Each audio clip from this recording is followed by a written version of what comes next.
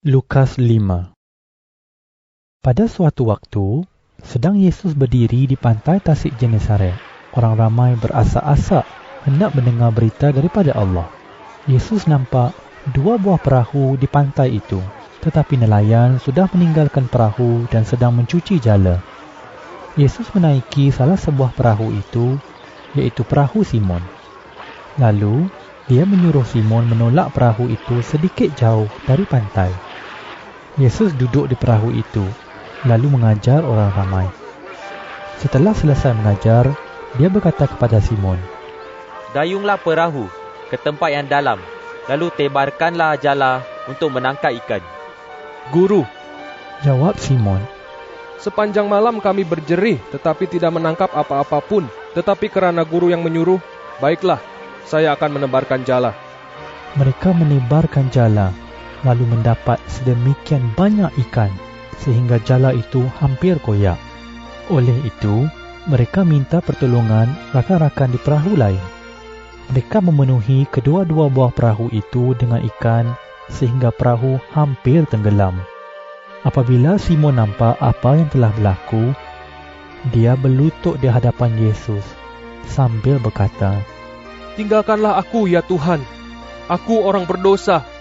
Simon dan semua orang yang bersama-sama dia kagum melihat banyaknya ikan yang dijala oleh mereka. Demikian juga halnya dengan rakan Simon yang lain, yaitu Yakobus dan Yohanes, anak-anak Zebedeus. Yesus berkata kepada Simon, "Jangan takut. Mulai sekarang, kamu akan menjala orang supaya menjadi pengikutku." Mereka menarik perahu-perahu itu ke pantai dan meninggalkan segala-galanya, lalu mengikut Yesus. Pada suatu hari, Yesus berada di sebuah kota. Di situ, ada seorang lelaki berpenyakit kulit yang mengerikan. Ketika dia nampak Yesus, dia bersujud di hadapan Yesus dan memohon, "Tuan, jika Tuan mahu, Tuan boleh menyembuhkan saya." Yesus menghulurkan tangannya, lalu menjamah dia. "Aku mahu," Katanya. "sembuhlah." Seketika itu juga, penyakitnya tiada lagi. Yesus memerintah dia, "Jangan beritahukan hal ini kepada sesiapa pun. Pergilah temui imam supaya dia mengesahkan kesembuhanmu. Lalu persembahkanlah korban sebagaimana yang diperintahkan oleh Musa, sebagai bukti kepada semua orang bahawa kamu sudah sembuh." Tetapi, berita tentang Yesus semakin tersebar luas.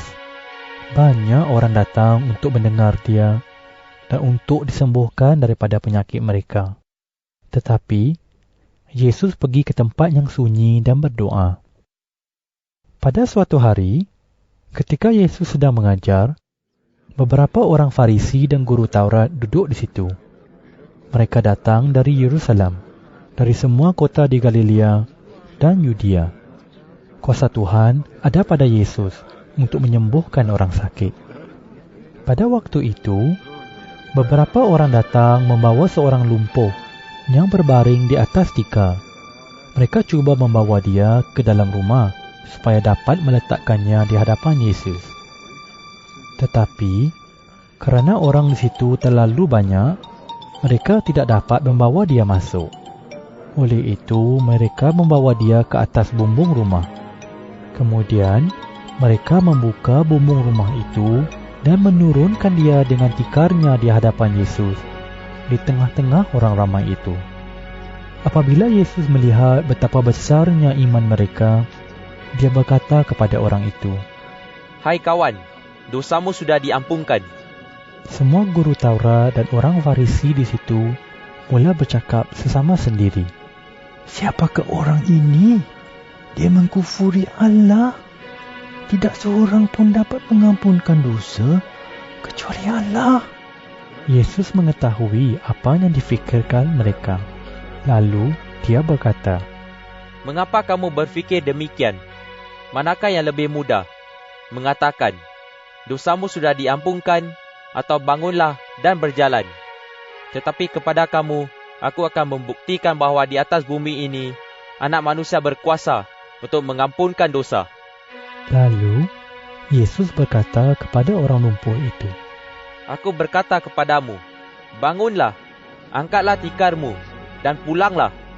Dengan segera, orang itu bangun di hadapan mereka semua, lalu mengangkat tikarnya dan pulang sambil memuji Allah.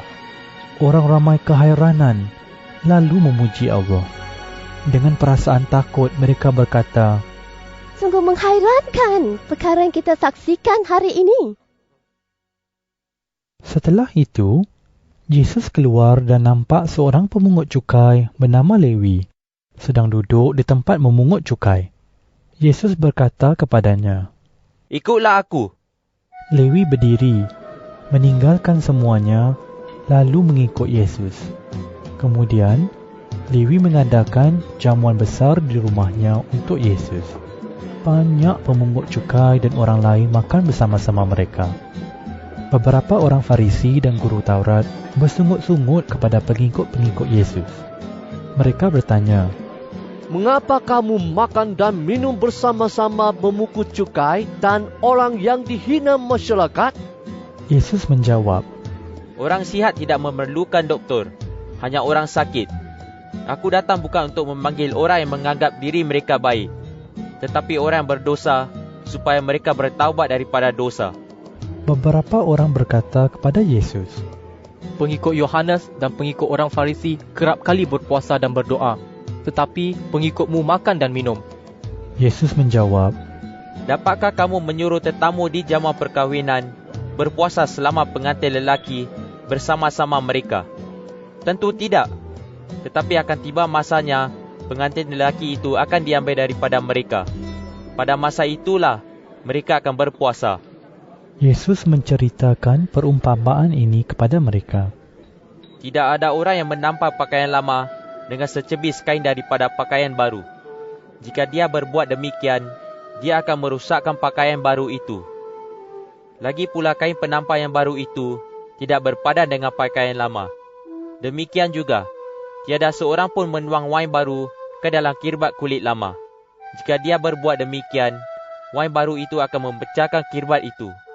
Wain itu terbuang dan kirbat itu pun rosak. Wain baru mesti dituang ke dalam kirbat kulit baru. Tidak seorang pun mahu minum wain baru setelah minum wain tua. Wain tua lebih baik, katanya.